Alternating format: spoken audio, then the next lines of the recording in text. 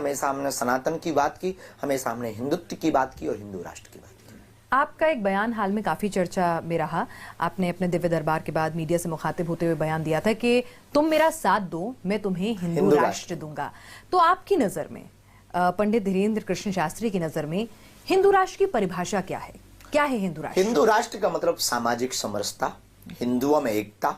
ये जो जातिवाद के नाम पर बार बार भारत में, हिंदू इस देश में, भारत हिंदुस्तान में विचित्र स्थितियां बनती हैं, दंगे होते हैं, फसाद होते हैं, राजनीतिक रोटियां सेकी जाती हैं, बार बार कभी किसी को टारगेट, कभी किसी को टारगेट बनाया जाता है। तो हमारी दृष्टि में हिंदू राष्ट्र सामाजिक समरसता का राष्ट्र, जिसमें सभी पंथों को आजादी, जिसमें राम राज्य, ताकि भविष्य में रामचरितमानस पर कोई उंगली ना उठाए, रामचरितमानस की चौपाइयों पर कोई उंगली ना उठाए।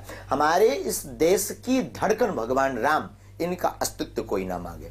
हमारा यह ध्येय है हिंदू। यानी मतलब हिंदुस्तान में रहना है तो राम राम ही कहना होगा और हिंदू धर्म को सर्वोपरि मानना होगा। बिल्कुल सर्वोपरि मानना होगा, है ही सर्वोपरि मानना। क्या सर्वोपरि आज भी है, कल भी था और रहेगा। नहीं, मुझे मेरा धर्म सर्वोपरि लग सकता है, ठीक है, मैं तो सनातनी हूँ, लेकिन हो सकता है हर एक को अपना धर्म सर्वोपरि लगता है। धर्म बाकी है ही नहीं, बाकी तो पंथ है, धर्म तो सिर्फ सनातन है। बाप बाप होता है, बेटा बेटा होता है। तो आप ये कह रहे हैं कि सभी धर्मों का बाप है हिंदू धर्म? बिल्कुल बेझिझक सनातन धर्म सबका आदि अनादि से है, उसी से सब प्रकट हुए, तो निश्चित रूप से वो सबका फायदा। और यही सोच मुस्लिम, ईसाई, सिख, जैन, वो अपने अपने धर्म के लोग अपने अपनी सोच रखते हैं ऐसी ही। बाकी धर्मों से हमारी कोई बुराई नहीं है, अपने धर्म के प्रति कट्टर, वो धर्म नहीं पंथ है, पहली बात तो आप। अच्छा, आप ये कह रहे हैं। अच्छा, तो आपका ये कहना है कि हिंदू राष्ट्र का मतलब क्या होगा, क्या बदल जाएगा हिंदुस्तान में? क्योंकि आप कह रहे हैं सामाजिक सामरसता आए। हिंदू राष्ट्र का मतलब भारत में सामाजिक समरसता हो वो तो अभी भी हमारा संविधान कहता है कि भाई सबको बराबरी का हक है,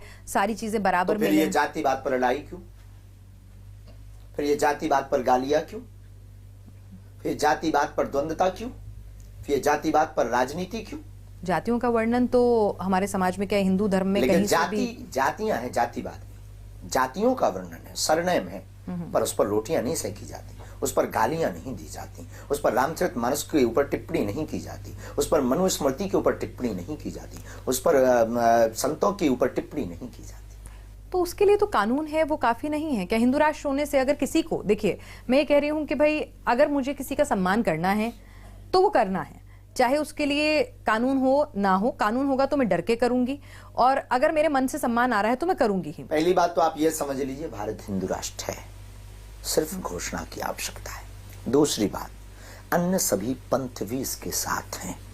हिंदू का अर्थ, पहली बात आप समझ लीजिए, हिंदू का मतलब हिंसा को दमन करने वाला समुदाय, एक बहुत बड़ा कैनवास, एक ऐसा परिवार जो हिंसा के पक्ष में नहीं है, अहिंसा का पुजारी है। तो क्या भारत का प्रत्येक नागरिक, एक मिनट, भारत का प्रत्येक नागरिक अहिंसा चाहता है या हिंसा चाहता है? ये निर्णय भारत का नागरिक करे, और अगर वो अहिंसा चाहता है तो भारत हिंदू राष्ट्र कागजी तौर पर घोषित हो।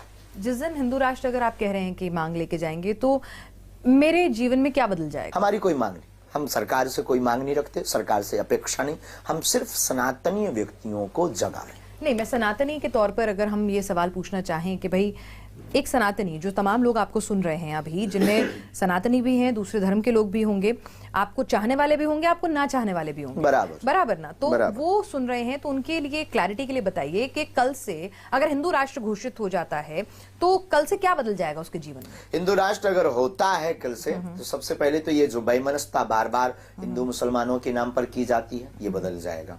ये वैमनस्यता दूर हो जाएगी, जातियों के नाम की वैमनस्यता बदल जाएगी, जातिवाद फैलना बंद हो जाएगा, हिंदू राष्ट्र हो जाएगा। तो सबके जीवन में मैं हिंदू हूं, सिर्फ मैं हिंदू हूं। और ये जो बार बार धर्म की लड़ाई, बार बार ईश्वर की लड़ाई, बार बार प्रमाण, बार बार संतों को प्रमाण, ये जो टारगेट किए जाते हैं, ये सभी टारगेट शून्य हो जाएंगे, क्योंकि हिंदू राष्ट्र बनते ही राम राज्य की स्थापना हो जाएगी, राम का देश हो जाएगा, फिर किसी बात की लड़ाई नहीं। और बाकी धर्मों का क्या होगा? यहीं रहे अगर उन्हें अच्छा लगता है। और उन्हें भी क्या ये मानना होगा कि भाई हिंदू धर्म सर्वोपरि है? मान रहे हैं, ना मानने से कोई फर्क नहीं पड़ता है। आपके ना मानने से कोई फर्क नहीं पड़ता है, आपके मानने या ना मानने से ईश्वरीय सत्ता पर कोई फर्क नहीं पड़ता है। एक व्यक्ति ना, अगर आप नहीं मानते बागेश्वर धाम, तो क्या बागेश्वर धाम मिट गया?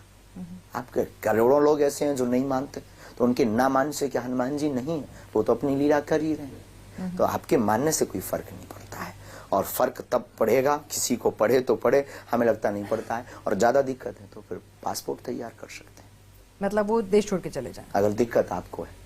मतलब या तो ये माने कि भारत हिंदू राष्ट्र है, नहीं तो देश छोड़ के चले जाएं। अगर दिक्कत आपको लगती है तो छोड़ देना चाहिए। देखिए, अगर आपकी टीवी का चैनल किसी को देखना पसंद नहीं तो चैनल बदल दीजिए। तो मतलब आपको आपके चैनल से किसी को प्रॉब्लम है तो आप क्या, आपको उसको क्या कब जवाब देंगे? आपके चैनल से किसी को प्रॉब्लम है कि हमें आपका चैनल बहुत बेकार लगता, तो क्या कहोगे कि मत देखो भाई? नहीं, हम ये कहेंगे कि आप बताइए, अपने सुझाव दीजिए, क्योंकि देखिए हमने खूब सुझाव मांगे हैं, हमने खूब सामाजिक गंगा जमनी की तहजीब दी है, पर बार बार वही टारगेट, बार बार वही श्रद्धा के कांड, बार बार रामचरितमानस पर टिप्पणी, बार बार राम जी की यात्रा रामचरितमानस पर टिप्पणी करने वाले तो हिंदू धर्म के लोग ही हैं। हम किसी धर्म पर जा ही नहीं रहे, हम सिर्फ सनातन विरोधी की बात कर। ठीक है। हमारी लड़ाई मुसलमानों से या ईसाइयों से नहीं है, हमारा सबके प्रति संवेदना है, उन पंथों के प्रति हृदय से भावना है हमारी, और उनका उनके प्रति जो भाव है उसकी हमारी शुभकामना और साधुवाद है साधुपीठ से। हमारी लड़ाई सनातन विरोधी से। ठीक है। और प्रत्येक सनातन विरोधी को अगर सनातन और हिंदू राष्ट्र से दिक्कत है, हम कोई पॉलिटिशियन नहीं, ना हम कोई राजनेता है, उस व्यक्ति को भारत में रहना है तो कायदे में रहना है, और दिक्कत है तो पासपोर्ट तैयार करे, हो जा सकता है, हमें कोई दिक्कत नहीं। ठीक है, ये बताइए कि 2024